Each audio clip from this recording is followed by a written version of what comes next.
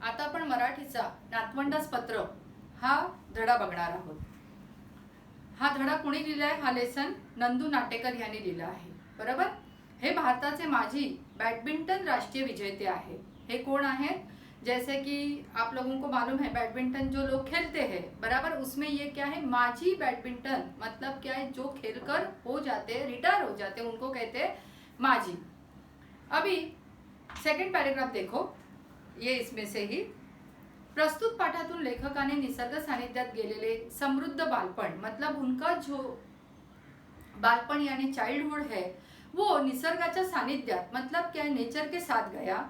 बॅडमिंटनची आवड आणि सातत्यपूर्ण परिश्रम आणि त्यातून संपादन केलेले उज्ज्वल यश या गोष्टींविषयीचा संवाद पत्र रूपाने आपल्या नातवंडांशी साधला आहे म्हणजे केला आहे।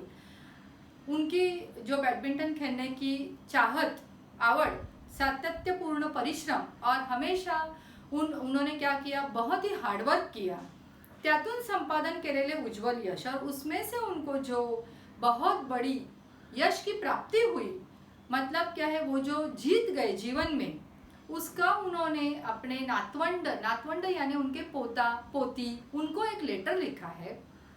प्रस्तुत पाठ आजी आजोबांची पत्रे मतलब क्या है, दादा दादी या नाना नानी इनके लेटर्स या पुस्तकातून घेतला आहे। ये पुस्तक में से ये जो बड़ा सा बुक है उसमें से एक छोटा सा ये लेसन आपको दिया गया है। देखो, प्रिय उद्धव, मेघा, मिहिका व जानवी, अनेक आशीर्वाद। देखो ऊपर आपके ड्राइंग में भी 3 लड़कियां हैं, एक लड़का है, तो उनके नाम क्या है? उद्धव, मेघा, मिहिका व जानवी।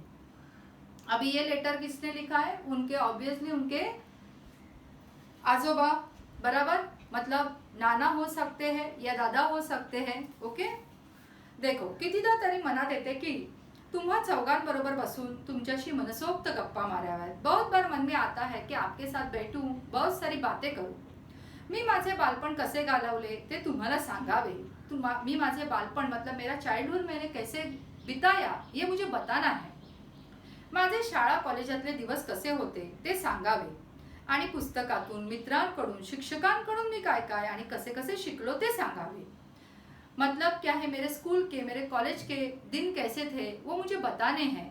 और मैं पुस्तक यानी बुक, मित्र यानी मेरे फ्रेंड्स, शिक्षक यानी मेरे टीचर, इनके साथ मैं कैसे सीखा, उनके पास से मैं क्या क्या सीखा, कैसे सीखा और किस तरह से बड़ा हुआ, ये मुझे आपको कहना है। आणि सगळ्यात महत्त्वाचे, सबसे इम्पॉर्टंट म्हणजे माझ्या आई वडिलांकडून, तुमच्या पणजी पणजोबांकडून, त्यांच्या मायेतून मी काय शिकलो हेही तुमच्याशी बोलावे। माझे आई वडील मतलब इनके मम्मी डैडी मतलब उन बच्चों के क्या हुए, पणजी आणि पणजोबा, ये ध्यान में रखो। आप हो आपके मम्मी डैडी, आपके मम्मी डैडी के जो मम्मी डैडी होते वो आपके आजी आजोबा, दादा दादी या नाना नानी, लेकिन उनके भी मम्मी डैडी मतलब आप उनके परपोता, परदादा, परपोता, परपोती ऐसा कहा जाता है। मतलब मराठी में पणजी आणि पणजोबा। कळलं तुम्हाला? मी तुम्हाला एक चार्ट काढून दाखवलेला आहे, त्याप्रमाणे ते लक्षात घ्या। पण प्रत्यक्षात तुमच्याशी बोलताना मोकळेपणाने मनासारखे बोलता येतेच असे नाही, म्हणून वाटले की तुम्हाला पत्र लिहावे। देखो, लेटर एक ऐसा जरिया है ना कि हम बहुत कुछ उसमें लिख सकते हैं। फोन पे कितनी बातें करेंगे, बराबर ना। और बच्चे हैं, उनका स्कूल होता है, कॉलेज होता है या फिर उनके ट्यूशन्स होते हैं, तो उनको टाइम भी नहीं मिलता है। ओके, मी शिकायला सांगलीला होतो, अभी वो लिख रहे अपने बारे में। मी शिकायला सांगलीला होतो मतलब मैं सांगली में सीख रहा था। सांगली है महाराष्ट्रातले एक गाव, ये महाराष्ट्र में एक छोटा सा गाव है। आमच्या शाळेला खूप मोठे मैदान आणि त्यात जवळ एक बाग होती। हमारे स्कूल को बहुत बड़ा मैदान था और उसके बाजू में एक छोटी सी बाग भी थी। बाग मतलब क्या, जिसमें फूल के पौधे लगाए जाते हैं। आम्ही तिथे मनसोक्त खेळायचो। मनसोक्त मतलब मन जी भरने तक हम लोग वहाँ पे खेलते थे। मनसोक्त म्हणजे मन भरेपर्यंत हुंदडायचो मतलब मस्ती करते थे। झाडावर चढ़ायचो, पेड़ के ऊपर चढ़ते थे। पाऊस आला की त्यात चिंब भिजायचो। जब बारिश गिरती थी तो उसमें बहुत अच्छे से भीग भी जाते थे। निदान सुट्टीमध्ये तरी तुम्ही तुमच्या मोठ्या शहरातून बाहेर पडून थंड हवेच्या गिरिस्थानावर किंवा छोट्या गावी गेले पाहिजे। जब भी आपको हॉलीडे लगता है तो आप थोड़े दिन के लिए आपके गांव में जाओ। गिरिस्तान यानी कहाँ पे, हिली रीजन, जैसे माथेरान है, महाबलेश्वर है, लोनावला है, वहाँ पे आप जाओ। क्यों? क्योंकि वहाँ का निसर्ग देखो, बराबर। पक्ष्यांचे चिवचिवणे, पक्षी का आवाज, थवे नहारने, थवे मतलब क्या है, पक्षी का जो समूह होता है वो कैसे एक साथ झुंड में रहता है, कैसे मस्त आकाश की सैर करता है, ये देखो। मजेशीर, तसेच जंगलातील विविध पशूंचे आवाज ऐकणे और अलग अलग टाइप के पक्षी कैसे बोलते हैं वो सुनो। हा मोठा मजेशीर अनुभव असतो। It's really a funny experience. मजेशीर अनुभव मतलब क्या है, फनी एक्सपीरियंस होता है। मोकळे आकाश, वाहती नदी आणि झाड़े, देखो वो एक हम लोग जैसे सीनरी निकालते हैं पेंटिंग, तभी उसमें ये सब होता है तो ही पेंटिंग बहुत सुंदर लगता है। उसी तरह से हमारे नेचर में ही ये सब कुछ है तो वो कितना सुंदर दिखता होगा, बराबर। मोकळे आकाश यानी एकदम क्लीन स्काई, वाहती नदी उसमें से बहती हुई नदियाँ, झाडे उसमें ट्रीज आपल्यासाठी गमतीचा नजराणाच आणत असतात। नजराणा आणणे मतलब क्या है, भेंट देने। ये निसर्ग ने हम लोगों को ये बहुत अच्छा क्या दिया है, भेंट दिया है, हम लोगों को एक गिफ्ट दी है। त्याची मजा तुम्ही लुटली पाहिजे। लुटली पाहिजे म्हणजे काय, घेतली पाहिजे। वो सारा जो एक्सपीरियंस है वो आपने इंजॉय करना चाहिए, कभी नेचर के इसमें जाके, नेचर के साथ रह के। माझ्यापुरती बोलायचे मतलब अगर मेरे लिए मैं कहूँ तर मी अभ्यासामध्ये काही फारसा चांगला नव्हतो, बहुत बढ़िया नहीं था पढ़ाई में। मला खेळायला मात्र आवडायचे, लेकिन मुझे खेलना अच्छा लगता था। आणि बैडमिंटनची आवड मला लहान वयातच लागली और बैडमिंटन खेलना मुझे बचपन से बहुत अच्छा लगा। निरनिराळे चषक व ढाली घेतलेले माझे कितीतरी फोटो तुम्ही पाहिले आहेत ना। अभी तुम्हारे मम्मी डैडी ने बताया होगा, देखो ये तुम्हारे दादाजी को कितना मस्त उस टाइम ये मिला था। चषक मतलब क्या है, कप, बराबर, और ढाल मतलब क्या है, प्लेट जो होती है वो, बराबर। तो सातत्याने परिश्रम करूनच मी विजेता खिलाड़ू हो शकलो, लेकिन ये ऐसे ही नहीं मिला है मुझे। मैंने उसके लिए बहुत हार्डवर्क किया और हार्डवर्क करने के बाद मुझे ये सब कुछ मिला। ओके, मला अर्जुन पुरस्कार मिला। ये अभी पुरस्कार है, मतलब पुरस्कार का नाम है, जैसे कि आपको कौन सा मालूम है, विश्व चषक, बराबर। तो जैसे वो कप अपना इंडिया लेके आता है तो हम लोग ध्यान में रखते हैं, उसी तरह से ये अर्जुन पुरस्कार है। ओके, तुम्ही कोणता ना कोणता खेळ खेळलाच पाहिजे और आपको जीवन में कोई ना कोई खेल खेलना ही चाहिए। क्रिकेट, टेनिस, बैडमिंटन असा तुम्हाला जो आवडत असेल तो खेळ असू दे। खेल खेलण्यामुळे आपल्या आयुष्याला शिस्त येते। जब हम लोग खेल खेलते हैं ना तो हम लोग एक डिसिप्लिन सीखते हैं। कौन सा भी खेल हो उसके क्या होते हैं, पर्टिकुलर नियम होते हैं, बराबर ना। हर एक खेल के नियम होते हैं कि नहीं, नियम का मतलब क्या, रूल्स होते हैं, बराबर। तो उस रूल्स को ही हमें फॉलो करना पड़ता है। भले हम लोग छोटा सा खेल कैरम क्यों ना खेले या फिर अपना बुद्धिबल मतलब चेस क्यों ना खेले, हर एक जो खेल होता है उसके रूल्स फॉलो करने पड़ते हैं। और उसके वजह से क्या होता है ना, अपने आप अपने में एक क्या हो जाता है, डिसिप्लिन डेवलप हो जाता है कि हमें इसी वे से जाना है। ओके, आप क्रिकेट भी खेलते हो, उसी में भी रूल्स होते हैं ना बहुत सारे, कि यहाँ तक ही आपको जाना है, ऐसे ही आपको बैट पकड़नी है, ये करना है, वो करना है। तो क्या है ना, आपको एक डिसिप्लिन की आदत लगती है, बराबर। खेळ खेळण्यामुळे कोणत्याही प्रसंगाचा सामना कसा करायचा, अगदी हरावे लागले तरी कसे हरावे, ते खेळ आपल्याला शिकवतात। जिंकलो तर जिंकण्याचा आनंदही मिळवून देतात। मतलब जब भी हम लोग कोई भी खेल खेलते हैं उसमें हार जीत तो होती है, लेकिन हारने के वजह से आपको समझता है कि हारने के बाद भी हमने क्या क्या उसमें मिस्टेक्स किए, इसके वजह से हम लोग हारे, बराबर। और हम लोग उसको सुधारते हैं, और जीत भी जाते तो भी बड़ा आनंद मिलता है, बराबर। तो मतलब क्या है ना, जीवन में हारना और जीतना ये हमारे जीवन के दो पहलू है। ये आपको खेल सिखाता है, समझ में आया आपको। तो ये बहुत अच्छे से ध्यान में रखना। मतलब जो बच्चा खेल अच्छे से खेलता है उसको क्या है, चीटिंग किए बिना, तो उसका लाइफ भी बहुत स्मूथ जाता है। जीवनामध्ये जरी त्यांना कधीही परीक्षेमध्ये अपयश आले तो भी वो बच्चा होता है ना, वो उसका एकदम जिगर से सामना करता है। कारण परीक्षेमध्ये अपयश येणे म्हणजे काय शेवट नाही, बरोबर। किसी भी एग्जाम में आप फेल हो सकते हो, लेकिन फिर भी उसको स्पोर्टिंगली लेना चाहिए, ये इसमें से बताया गया है। समझा आपको। अभी देखो, प्रत्येकाने दररोज व्यायाम केलाच पाहिजे. Exercise is must. मला वेळ नाही ही सबब सांगू नका. मुझे टाइम नहीं है ये कारण देना अच्छा नहीं. वेळ नहीं म्हणून जेवण करायचे राहते का? देखो कितना सुंदर एग्जाम्पल है. अगर आपके पास टाइम नहीं है तो आप खाना खाना भूलते हो क्या? नहीं ना.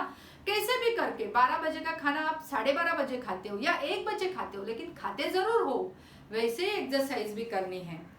दोन्ही जेवणांसाठी कसा बरोबर वेळ मिळतो. 2 टाइम का खाना हम लोग बराबर उसके लिए टाइम निकालते हैं. मी म्हणतो ते पट्टे का तुम्हाला? वो पूछ रहे कि मैं ये जो आपको बता रहा हूँ ये आपको लग रहा है ना सही है? ते विचारतायत आपल्या मुलांना, नातवंडांना की हे जे काय मी तुम्हाला सांगतोय हे तुम्हाला खरं वाटतंय ना? ये आप लोगों के दिमाग में तो आ रहा है ना? उन्होंने क्या क्या बताया? एक्सरसाइज इज वेरी इंपॉर्टेंट, बराबर. उसके बाद आपको खेलना है. खेल के वजह से आपके जीवन में डिसिप्लिन आता है. आप किसी भी हार जीत को एक पॉझिटिव्ह थिंकिंग में लेते हो, बराबर. अभी देखो, जर काही व्यायाम झाला नसेल तर आज वयाच्या 66व्या वर्षी, अभी वो कितने साल के हैं? 66 इयर्स ओल्ड है. मला जेवावेसे वाटत नाही. तुम्ही असे मोठे व्हाल. तुम्ही जसे मोठे व्हाल, शाळा कॉलेजात जाल, तसा तुम्हाला कमीच वेळ राहणार. आप जैसे जैसे बड़े हो जाओगे ना, आपके पास टाइम कमी होता जाएगा. कभी बढ़ेगा ही नहीं टाइम. पण तरी तुम्ही व्यायामासाठी 2 तास काढलेच पाहिजेत. आपको एक्सरसाइज के लिए 1 आवर या 2 आवर निकालने हैं. वो एक्सरसाइज कैसे भी करो. आप साइकिलिंग करो, स्विमिंग करो, वॉकिंग करो, जॉगिंग करो, बाद में खेलो, कुछ भी करो, लेकिन खुद के लिए 1 घंटा तो निकालो. मग तो व्यायाम खुल्या मैदानावरील असो, मतलब क्या है, एकदम बड़े से प्लेग्राउंड पे हो, एखाद्या आप क्लब में जाते हो, MCF क्लब में जाते हो, किंवा खास व्यायामासाठी असलेल्या जिम मध्ये जा, या फिर आप जिम में वर्कआउट करो, किधर भी जाओ. आयुष्यातील प्रत्येक गोष्ट शाळा कॉलेजमध्ये शिकवून येत नसते. सबसे इम्पॉर्टेंट लाइन है, अपने पूरे लाइफ में हम लोग सिर्फ और सिर्फ स्कूल और कॉलेज में कुछ भी नहीं सीखते, ओनली सब्जेक्ट सीखते हैं. समझ में आया? लेकिन जीवन में कैसे आगे बढ़ना है ये हम लोगों को आजू बाजू का नेचर ही सिखाता है. ओके. म्हणून तुम्ही जसे मोठे व्हाल तसे तुम्ही आपले स्वतःचे शिक्षक व्हा. आपको खुद का टीचर बनना पडेगा. टेनिस मध्ये एखादा चेंडू रेषेच्या आत आहे की बाहेर हे आपण पडताळून पाहतो. टेनिस खेलते समय वो जो चेंडू आता है सामने वाले के पास से, वो हम लोग देखते हैं ना कि लाइन के अंदर आ रहा है या बाहर आ रहा है, तो ही हम लोग वैसे खेलते हैं. आणि त्याप्रमाणे तो खेळायचा का सोडून द्यायचा हे आम्ही ठरवतो. अभी आपका क्रिकेट का लीजिए, अगर बाहर थोड़े से वो लाइन के बाहर का चेंडू है तो आप छोड़ देते हैं. क्यों? क्योंकि वो क्या हो जाता है, आपको एक ऐसे ही वाइड रन मिल जाता है, बराबर. उसी तरह से आपको जीवन में भी समझ में आना चाहिए कि किस चीज को पकड़ के रखना है, किस चीज को छोड़ देना है. समझा?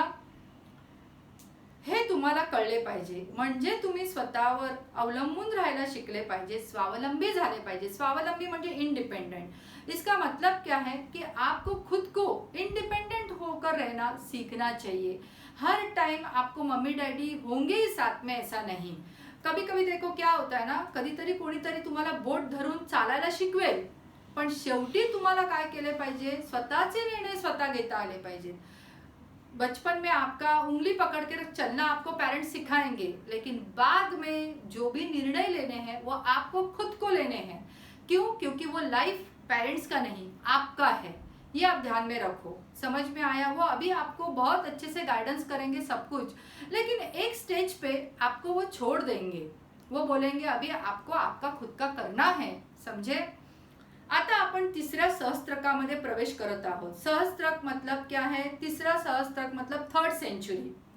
संपर्क माध्यमे मतलब क्या? ये जो आपके स्मार्टफोन, बाद में नेटवर्किंग, ये सब कुछ बहुत है आपके पास. दळणवळण मतलब क्या है? एक जगह से दूसरे जगह पे जाना. आणि संदेश वहनाचा मतलब क्या है? स्पीड पोस्ट, बराबर. अवाका ही वाढला है. अवाका मतलब क्या है? उसका जो प्रचार है वो भी बहुत है, काफी है. आता आपल्या घरी बसल्या बसल्या हवी ती माहिती तुम्हाला ईमेल आणि इंटरनेट द्वारे मिळू शकते. घर पे बैठे बैठे आपको सब कुछ मिल जाता है. आपने सिर्फ एक क्लिक किया, आपको जो चाहिए वो आपको कंप्यूटर पे आ जाता है, बराबर. तरीही तुमच्या मित्रांशी, कुटुंबियांशी असलेला वैयक्तिक संपर्क तुटू देऊ नका. सबसे इम्पॉर्टंट लाइन.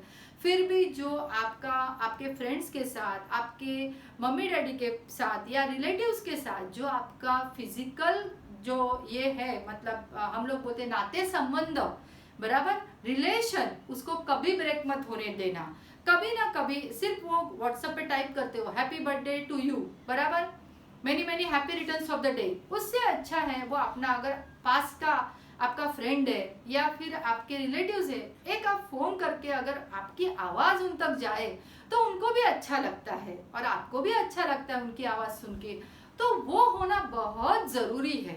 समझ में आया आपको उन्होंने क्या बताया है? येत्या सहस्त्रकासाठी तुम्हाला माझ्या शुभेच्छा और आने वाली जितनी भी साल है उसके लिए मेरे आपको क्या है, बहुत बड़े आशीर्वाद। सप्रेम तुमसा आजोबा, मतलब क्या है, तुम लोगों को सबको प्रेम, और ये मैं तुम्हारा क्या हूँ, दादा या फिर नाना, जो भी है। समझ में आया? इस तरह से उन्होंने बहुत सुंदर तरीके से अपने पोता पोती को क्या दिया है, एक मैसेज दिया है कि आपको जीवन में किस तरह रहना है, आपको एक्सरसाइज करनी है, आपको पढ़ाई भी करनी है, सब कुछ आप करो, और एंडिंग में आपको क्या करना है, सबसे इम्पोर्टेंट रिलेशन को बहुत मेंटेन रखना है। समझ में आया आपको? ध्यान में आया? देखो, गिरिस्तान, पर्वतावरील ठिकाणे, हिल स्टेशन, नजराना यानी मौल्यवान भेंट मतलब गिफ्ट, और सबब यानी कारण। कोई भी कारण मत बताओ, मेरे पास टाइम नहीं है, आज मुझे ये करना है, आज मुझे वो करना है, ऐसा मत कहो। समझ में आया आपको? बहुत सुंदर लेसन है और आप लोग इसको बहुत अच्छे से पढ़ो तो आपको सब कुछ समझ में आएगा कि उन्होंने क्या कहने की कोशिश की है। ओके, चलो बाय।